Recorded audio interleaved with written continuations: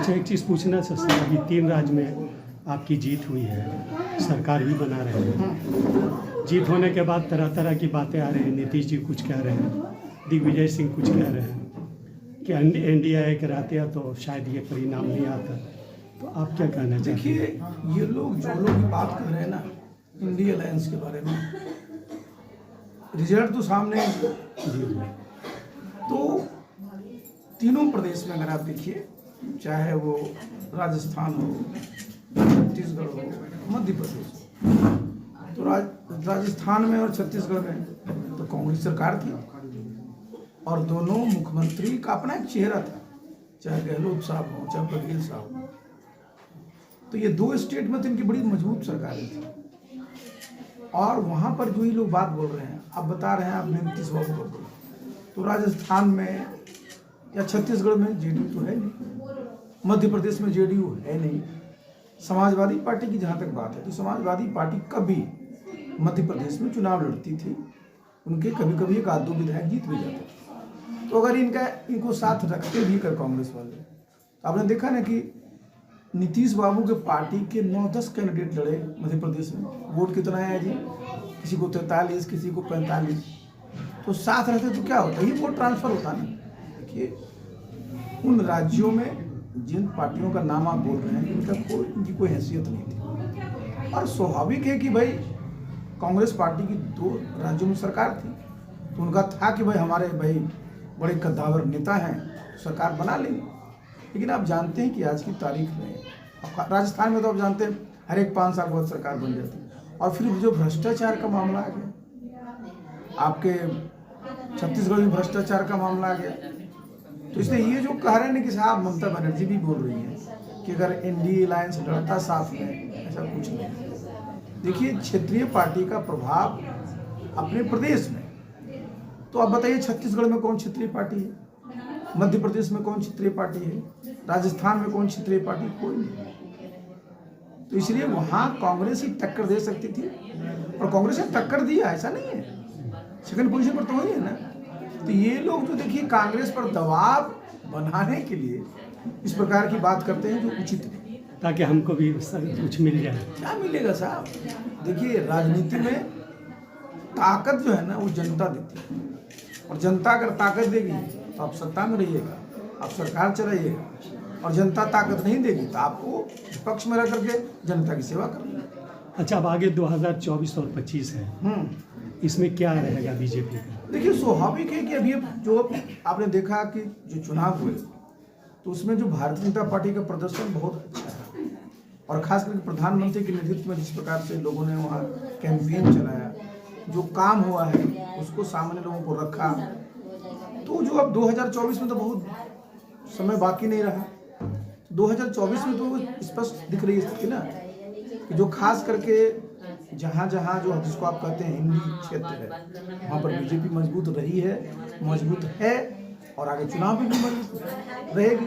और 2024 में तो आप जब तो सब लोग मानने भी लगे कि फिर से जो है केंद्र में एनडीए की सरकार बनेगी और आदरणीय नरेंद्र मोदी प्रधानमंत्री बनेंगे। 2025 की जहाँ तक बात बोल रहे हैं, तो देखिए मैं बार बार बोलता हूँ, बिहार में 2025 में चुनाव नहीं होगा, वो चुनाव 2025 के पहले होगा, क्योंकि जो पार्लियामेंट का चुनाव होगा 2024 में, और नीतीश बाबू की जिस प्रकार की आजकल स्थिति चल रही है उनकी, और दोनों जो इनका अलायंस पार्टनर में जिस प्रकार का खींचतान चल रहा है, और 2024 में ये लोग हारेंगे बिहार में, तो उसके बाद राज्य सरकार टिकने वाली नहीं।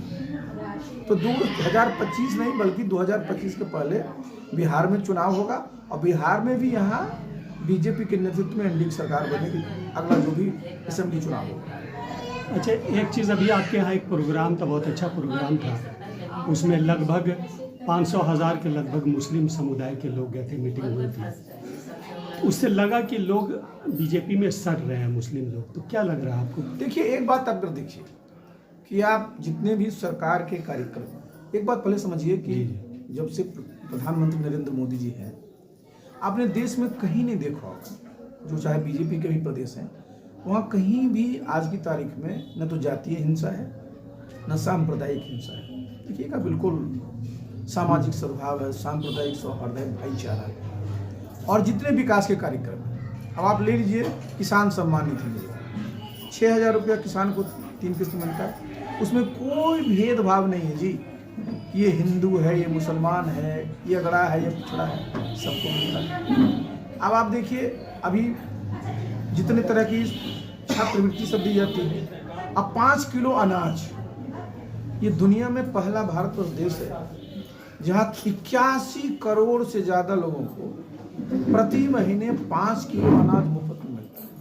अब बताइए जो 81 करोड़ के जो लोग मुफ्त में अनाज पा रहे हैं, उसमें हमारे मुस्लिम समाज के कई करोड़ लोग हैं। तो सरकार की तरफ से जो भी नीति बनाई गई है, जो भी कार्यक्रम चलाए जा रहे हैं, चाहे विकास के कार्यक्रम हो, सेवा के कार्यक्रम हो, कहीं भी जाति के नाम पर, धर्म के नाम पर, क्षेत्र के नाम पर, भाषा के नाम पर, लिंग के नाम पर कोई भेदभाव नहीं। तो ये जो मुस्लिम समाज है उनको भी लगता है कि जब सबको जगह मिल रही है और जो भी विकास की चीज़ें उसमें उनको हिस्सेदारी है।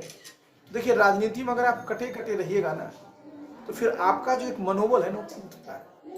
और लोकतंत्र में जितने भी नागरिक हैं उनका मनोबल ऊंचा रहना चाहिए। जब मनोबल ऊंचा रहेगा जी, तभी देश का विकास होगा। और इतनी बड़ी आबादी है जो हमारा अल्पसंख्यक समाज है, इसकी इतनी बड़ी आबादी है, इनको मजबूती से रहना चाहिए। आगे आकर करके जो सरकार जितनी विकास की योजना है उसमें भाग लेना चाहिए। और जो पूरी की पूरी जो राजनीति है उसमें भी अपनी जो है पहचान बनानी चाहिए। सिर्फ पार्टी को किसी नाम के चलते आप उनको छोड़िए मत, क्योंकि जो लोग जिनको आप जिम्मा दिए हुए क्या करते हैं। और भारतवर्ष आप जानते हैं हमारा संविधान क्या है, हमारा संविधान सुप्रीम है। और आप जान रहे हैं कि हमारा जो संविधान है क्या कहता है कि भारतवर्ष एक सेकुलर कंट्री है, कौन उसको बदलेगा। और प्रधानमंत्री एक बार नहीं, 2 बार नहीं, कई बार इस बात को कर चुके हैं। तो इसलिए जो ये समाज है उनसे मैं अनुरोध करूँगा कि आप ज़्यादा से ज़्यादा संख्या में जुड़िए और जो विकास के कार्यक्रम चल रहे हैं उसका फायदा लीजिए। अच्छा, 2025 में कितनी संभावनाएं हैं बीजेपी को यहाँ से लाने की? मैं तो बता ही दिया आपको ना कि जिस प्रकार का माहौल है, तो निश्चित रूप से आगे जब भी विधानसभा का चुनाव होगा बिहार में बीजेपी के नेतृत्व में ही एनडीए की सरकार होगी। अच्छा, एक चीज़ लास्ट पूछ लेते हैं। एक तरफ आप मुस्लिम समुदाय को जोड़ रहे हैं, जो अच्छी बात है, ये अच्छा संदेश है। दूसरी तरफ नीतीश कुमार बाबाओं के बल पर चुनाव जीतना चाह रहे हैं, इसमें कितने वो कामयाब होंगे? देखिए नीतीश बाबू की स्थिति आप जान रहे हैं, अभी तो कई दिनों से बीमार थे। उनकी भाव भंगिमा, उनकी भाषा और जो उन्होंने बयान की विधानसभा में हमारी महिलाओं के बारे में दिया, विधानसभा में जिस प्रकार से बिहार के पूर्व मुख्यमंत्री आदरणीय जीतन राम मांझी जी को अपमानित किया, आज जो सारा चीज लाइव और यह बोल रहे हैं कहाँ विधानसभा के चोर, पूरे देश में इसका गलत संदेश गया है। मैं तो बोल चुका हूँ कि नीतीश बाबू की पार्टी जनता दल डूब चुकी है, क्योंकि उनके नेता ही अपने आप जो है वो इस स्थिति में नहीं है जिस प्रकार से बिहार का वो नेतृत्व कर रहा था, वो स्थिति में नहीं है। तो इनकी पार्टी में कुछ बचा ही नहीं है जी। जब कोई चीज जहाज डूब जाता है तो कबाड़ बचा रहा तो उसका नीलामी होना बाकी रहता है। ये मान कुछ बचा ही नहीं, कबाड़ ही है ना जी।